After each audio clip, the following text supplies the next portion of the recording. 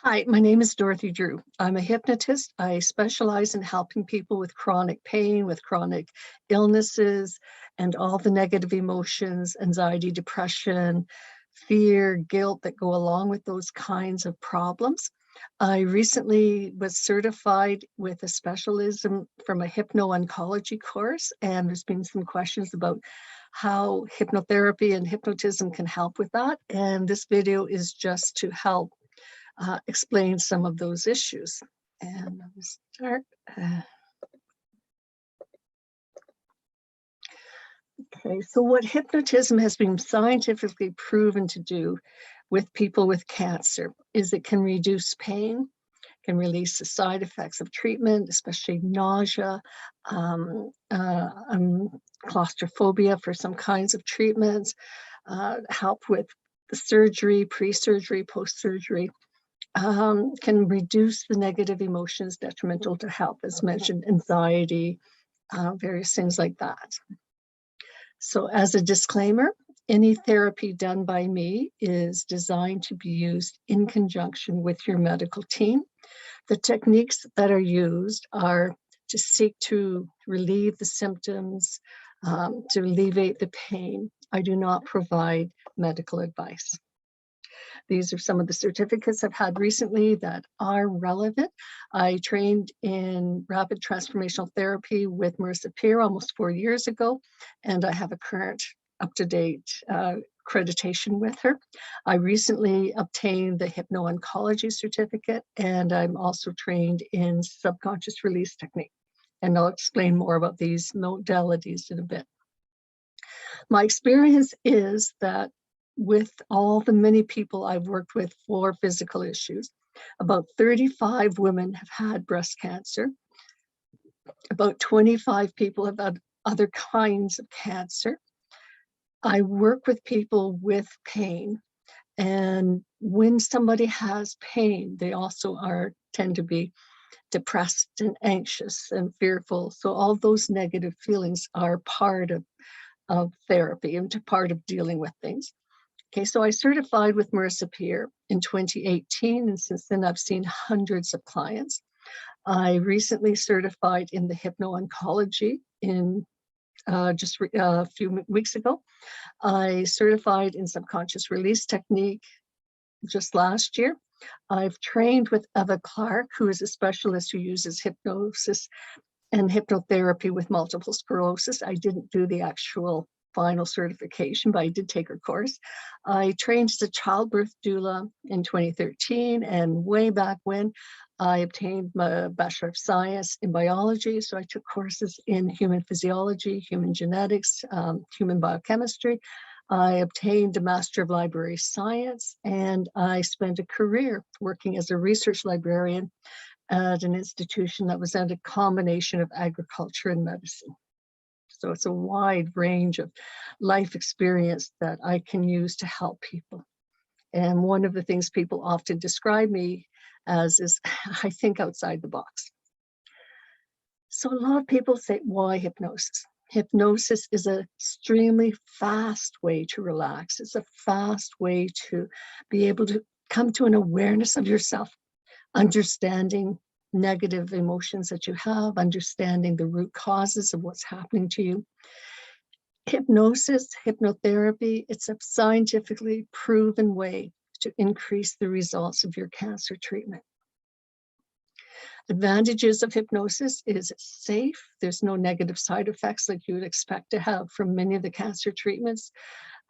It's enjoyable time. It's time for you to be able to focus on yourself. You don't have to go anywhere. Nobody will demand anything from you. It's relaxation. A patient can feel more empowered. They're taking charge of themselves. They are in control. It is nothing at all like stage hypnosis. The person in this hypnotherapy is aware of what's going on and can control what's happening. Patients can learn self-hypnosis, and I guide people for that so that as they have their ongoing treatment, they can have better results, less fear, less problems. And as mentioned, reduces pain, reduces side effects of medical treatment, nausea, claustrophobia, those kinds of issues especially, and release negative emotions. Because if you hold on to a lot of negative emotions, if you suppress feelings like anger, it's detrimental to your health. It means that, for example, stress hormones, adrenaline, cortisol are in such high amounts that it damages the body. You're hypervigilant, unable to sleep well. So just even being able to sleep better, hypnosis is phenomenal for that.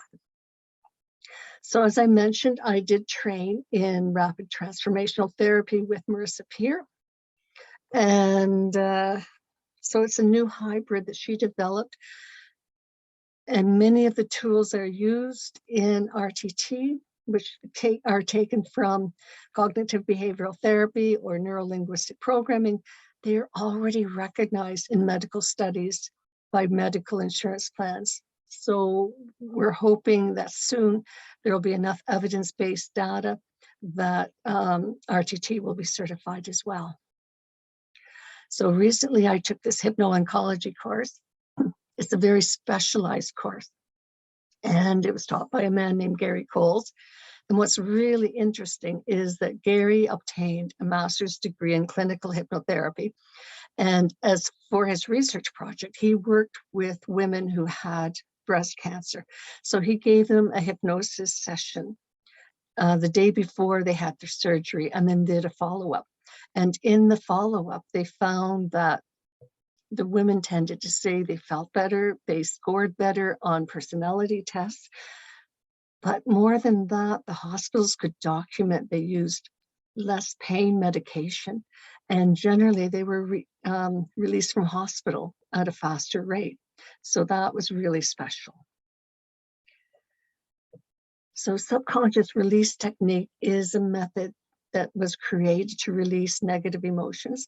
I find that it's much more powerful than hypnotherapy for problems that are current and are ongoing.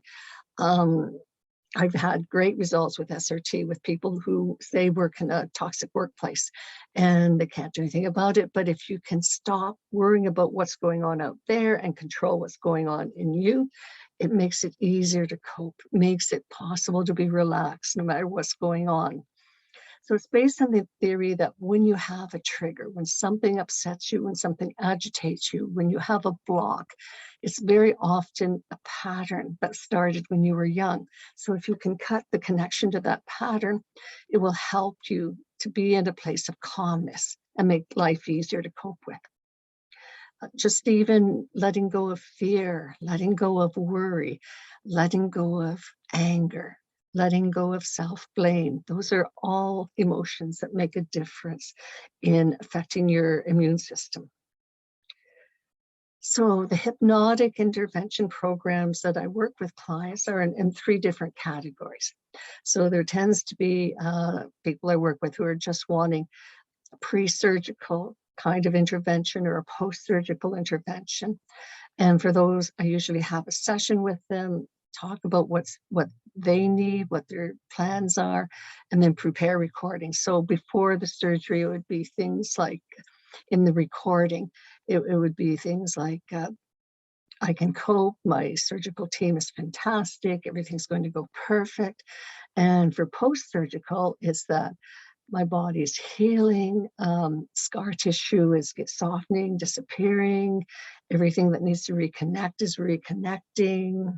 And in trance, that can be a very powerful affirmation or mantra to say to yourself.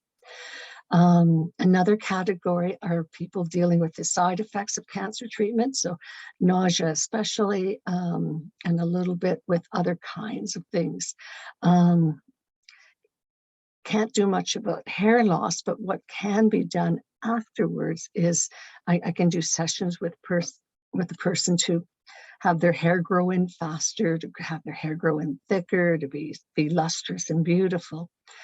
But just to not feel really bad about oneself when these changes in the body happen during the cancer treatment. And otherwise, I use a 6-week hypnotherapy SRT program, which is customized for the client, and I'll get into more detail on that. So for my 6-week program, often it depends. Sometimes people come to me after a while, but often if people come to me right away, it's really valuable because many people find that the day of the diagnosis is often more traumatic than any other treatment, because that's the day they have to face a lot of concerns, a lot of fears, a lot of worry. And the anxiety, the depression, the guilt, other negative emotions, self-blame, fear, they're significant, and they have detrimental effects on the immune system, detrimental effects on how a person feels, their personal well-being. So, and also if somebody comes to me and they're having pain, that's the main priority, because if you have a lot of pain, then you don't sleep well. And if you don't sleep well, then it just cascades, it escalates all the problems. So with a hypnotic intervention program, it would be weekly sessions for 1 or 2 hours each week. And it's essential that clients commit to listening to any recordings made for them and following any recommendations. I'm available by email if there's any issues.